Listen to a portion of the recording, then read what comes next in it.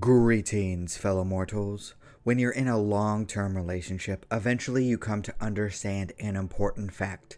You will need to consume a genre that you wouldn't normally be interested in.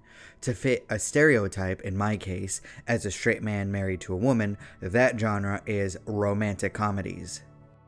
Not to say that there aren't any rom-coms out there that are high quality. I actually have two favorites. Sleeping with Other People is a gem to me, and I love the comedy of Think Like a Man. Besides those, however, I don't tend to jump with joy when my wife is in the mood to watch a romance story. But I do it because it makes my wife happy, and I do tend to find some enjoyment in watching these types of stories. I break down what the writers are trying to convey. I dissect the characters, tropes, and storylines. In a lot of ways, the romance genre is like a science. It's kind of like generic action movies. Everything seems to happen in the same way in every film.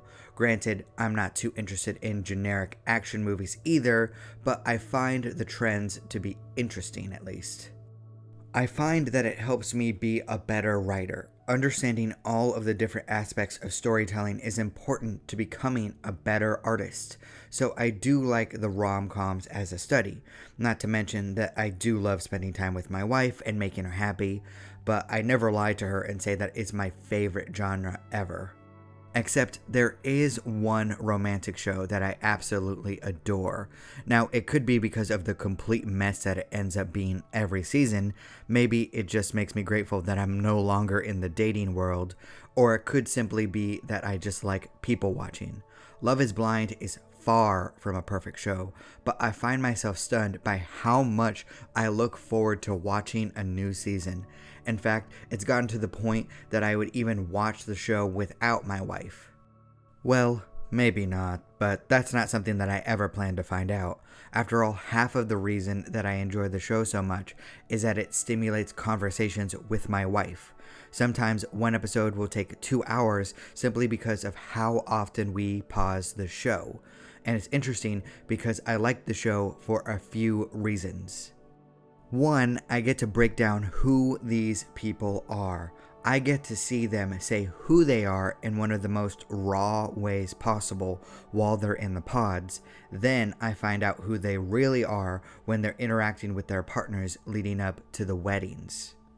Two, I get to see 5 romance stories at once. I get to see various dynamics and how people approach intimacy. Part of the show, perhaps a significant part, is fake. It is a reality show after all, so I don't always know what to believe. But I feel that a lot of the raw emotions are as real as it gets. And 3, I like to figure out the framing devices that the show is using. We're not looking at the romances of real people through subjective lenses. It makes me want to understand what the showrunners are trying to make us feel. Because, like I said, I think that it makes me understand storytelling more. And that's what the show is. It's all a combination of different stories that are being shaped by 2 individuals, showrunners, and very good editing. It's a giant mess, and I love watching it. In fact, the wedding episode of season 3 was perhaps my favorite episode of television that I've seen all year. It had twists, turns, betrayals, reveals, and pure raw emotion. All of my expectations were shattered in at least a small way, even when things turned out like I anticipated. I had the biggest grin on my face because I was watching the biggest drama dumpster fire that could possibly exist. It was like watching politics or pro wrestling. Just fantastic garbage television. Now, I didn't start out loving the show. I didn't pay much attention to the first season. I let my wife watch it and did other things by myself, and she really didn't expect me to watch the show at first, but then partway through the show, she went back and requested that I watch Cameron and Lauren's love story. Now that was an experience. It was a heartwarming watch, and it makes me happy that they're still together, at the recording of this video, of course, for some reason it justifies the whole experience. That even if everything else is a giant mess, one amazing story came out of it all. And it's a shame because that was the weakest of all the seasons. My wife actually got bored and skipped a lot of the parts that didn't involve those two. That's not something that we can say for the second or third season, or for Love is Blind Japan.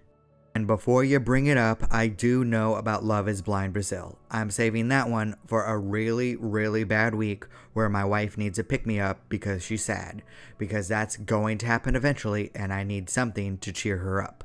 So that one will be interesting to watch eventually because I really liked the Japan version. Witnessing relationships in other cultures is fascinating. Who would have thought that it would get to the point where I actively look forward to a new season of a rom-com reality show? That's a combination that I would have scoffed at any other point in my life. And in a way, I think that my wife would have too. Most of the time, she doesn't even end up liking the rom-coms that we watch. She hates feeling pandered to, and she despises reality television shows. So I think that she's surprised by how much she enjoys Love is Blind as well. It could be that something about the entire idea is just pure. Starting a relationship completely based off your ability to communicate. You don't get to see the person that you're talking to. Everything is considered based off of personality, or at least the front that people present while they're in the pods. Sometimes people are honest, other times not so much. But I do enjoy seeing the difference between what people say that they are and what they actually are in reality. And sometimes it is heartwarming stuff. Other times I grow to despise the people. It's interesting. The show draws real emotions from me. That's something that's rare in any form of media nowadays, especially from the genres of rom-com and reality television. The entire point is to draw emotional reactions out of you, even more than other genres, and usually I fight being manipulated. So they found a brilliant formula in this, and it's a show that's probably going to continue for a long time. It's not like there's a shortage of single people out there who are either looking for love or for fame. And I would love for some shows in other parts of the world too. I think that Love is Blind UK would be the funniest thing that I have ever seen. Now, all of this isn't to say that this is a perfect show or that everyone should watch it. I recognize its faults as a piece of entertainment. Part of it is very fake. The show is, in fact, manipulating me. And despite the premise of Love is Blind, the people who are following through the various seasons do tend to be generally good looking. It's not like they're testing if Beauty and the Beast can be real. Not to mention that some of the people aren't the most charismatic personalities that I've ever followed, but I do like figuring these people out. Despite everything, it's a show that I actively enjoy. I love watching the heartwarming moments, heated drama, and dumpster fires at the end. It's got an intangible factor that I don't see working in any other show that's trying to copy it. My wife has given other reality rom-com shows a shot, and she can't even make it past the first episode. So there's something special about this concept that holds people's attention, and I feel that we can all learn something from it. But what do you think? Do you like Love is Blind? Do you think that it's hot garbage? Do you have a favorite love story from the show? Please leave a comment down below. I really want to hear your perspectives. And thank you so much for watching. If you like my takes on storytelling, please consider subscribing and liking the video. It would really help me out. Also, please remember that I'll be self-publishing my novel, Dance of Frozen Death, at the start of 2023. I hope that you will check it out. I appreciate you. Do not despair.